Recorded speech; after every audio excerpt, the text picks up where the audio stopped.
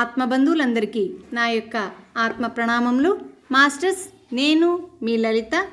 మిత్రులారా, ఈరోజు కూడా మనం మరికొంత జ్ఞానాన్ని శ్రీకృష్ణామృతం ఉత్తర గీత జ్ఞానసారం నుండి షేర్ చేసుకుందాం. ముందుగా మనం షేర్ చేసుకోబోతున్న జ్ఞానం మూలంలోని బ్రహ్మ ప్రతిపాదక యోగంలో 28వ శ్లోకం. కాయస్థోపి న కాయస్థః కాయస్థోపి న జాయతే కాయస్థోపి న భుంజానః కాయస్థోపి న బధ్యతే. మిత్రులారా, ఇప్పుడు ఈ శ్లోకం యొక్క జ్ఞానాన్ని మనం తాత్పర్యం రూపంలో తెలుసుకుందాం. జీవుడు ఈ శరీరంలో ఉంటూ కూడా ఈ శరీరంలోనే ఉన్నవాడు కాడు. పుట్టడం అనేది లేనివాడు, భోగాలను అనుభవించేవాడు కాడు. దేహి ఈ దేహంలోనే ఉంటూ కూడా బంధింపబడి ఉన్నది కాదు. ఇప్పుడు వివరణ తెలుసుకుందాం మాస్టర్స్. జీవుడు ఈ శరీరంలో ఉంటూ కూడా ఈ శరీరంలోనే ఉన్నవాడు కాడు.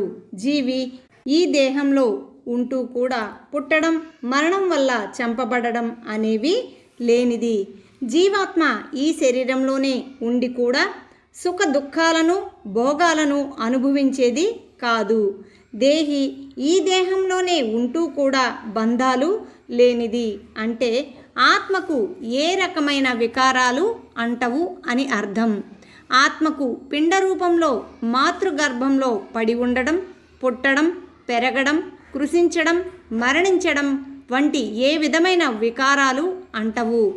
ఆత్మ ఒకప్పుడు పుట్టేది కాదు, మరొకప్పుడు గిట్టేది కాదు. అన్ని కాలాల్లోనూ ఉండే శాశ్వతమైనది, సనాతనమైనది ఆత్మ. శరీరం ఏర్పడకముందు, శరీరం నశించిన తరువాత కూడా ఆత్మ ఉంటుంది. ఆత్మకు మూలం శరీరం కాదు, శరీరానికి మూలం ఆత్మ. ఆత్మ అవినాశి, దేహం వినాశి. శరీరాన్ని మాత్రమే శస్త్రాలు ఛేదిస్తాయి. నీరు తడుపుతుంది, గాలి ఎండిస్తుంది, అగ్ని దహిస్తుంది, కానీ ఆత్మని కాదు. ఆత్మ ఎప్పటికీ వధింపబడదు. వధింపబడేవి ప్రాణుల శరీరాలే. మిత్రులారా, ఇప్పుడు తత్సంబంధమైన జ్ఞానాన్ని భగవద్గీత 2వ అధ్యాయం 20వ శ్లోకం నుండి మనం మరొకసారి గుర్తు చేసుకుందాం. న జాయతే మ్రియతే వా కదాచిత్ నాయం భూత్వా భవితా వా న భూయః అజో నిత్య శాశ్వతోయం పురాణో న హన్యతే హన్యమానే శరీరే. మిత్రులారా, ఇప్పుడు వివరణ తెలుసుకుందాం. అంటే తాత్పర్యాన్ని తెలుసుకుందాం మాస్టర్స్. ఈ ఆత్మ ఒకప్పుడు పుట్టదు, ఇంకొకప్పుడు చావదు. ఒకప్పుడు ఉండి మరొకప్పుడు లేకపోయేది కాదు. ఒకప్పుడు లేక ఇంకొకప్పుడు ఉండేది కాదు. ఇది జన్మలేనిది, ఎప్పుడు ఉండే నిత్యమైనది, సనాతనమైనది, పురాతనమైనది. శరీరం చంపబడినా ఆత్మ చంపబడదు. మాస్టర్స్, ఇప్పుడు మరొక శ్లోకం ద్వారా మరికొంత జ్ఞానాన్ని ఇప్పుడు షేర్ చేసుకుందాం. ఈ శ్లోకం మూలంలోని బ్రహ్మ సందర్శన యోగంలో 3వ శ్లోకం. జీవాత్మ సర్వాత్మల ఏకత్వం గురించిన జ్ఞానాన్ని ఈ శ్లోకం మనకు తెలియచేస్తుంది. యథా జలం జలే క్షిప్తం క్షీరే క్షీరం ఘృతే ఘృతం అవిశేషో భవేత్ తద్వా జీవాత్మా పరమాత్మనోః. మిత్రులారా, ఇప్పుడు తాత్పర్యాన్ని తెలుసుకుందాం. నీటిలో కలిపిన నీళ్లలాగా, పాలలో కలిపిన పాలలాగా, నెయ్యిలో కలిపిన నేతిలాగా జీవాత్మ పరమాత్మలు సమానం. మిత్రులారా, ఇప్పుడు వివరణ తెలుసుకుందాం. నీటికి వేరే ఇంకొంచెం నీటిని కలిపితే నీరు మొత్తం కలిసిపోయి తేడా తెలీదు. పాలల్లో మరికొన్ని పాలు కలిపితే తేడా తెలియకుండా రెండు కలిసిపోతాయి. అలాగే నేతికి వేరే ఇంకొంచెం నెయ్యి కలిపితే నెయ్యి మొత్తం కలిసిపోయి తేడా తెలీదు. అదేవిధంగా జీవాత్మ బ్రహ్మాత్మలకు కొంచెమైనా తేడా లేదు.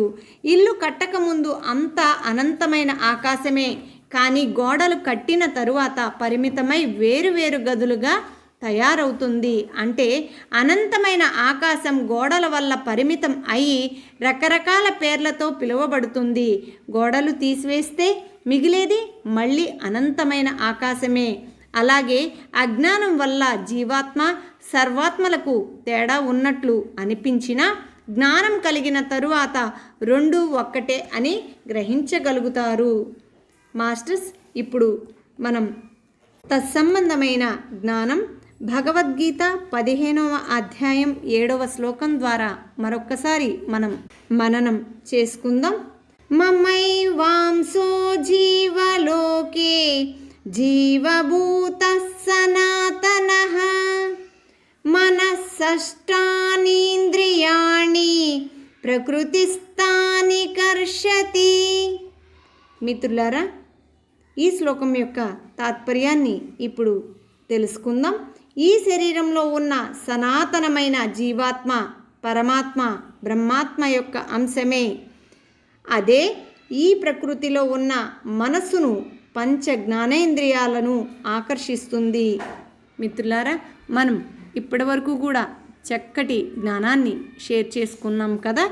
మరి జీవాత్మ సర్వాత్మలకు ఎటువంటి తేడా లేదు కనుక ప్రతి జీవి అంది కూడా అదే శక్తి ఉన్నది. కాబట్టి మనం సర్వ జీవుల ఎడల కూడా భూతదయ కలిగి ఉందాం. మాస్టర్స్, మరిన్ని వీడియో నోటిఫికేషన్స్ కోసం ఈ ఛానల్ని సబ్స్క్రైబ్ చేయండి, లైక్ చేయండి, షేర్ చేయండి. Thank you very much.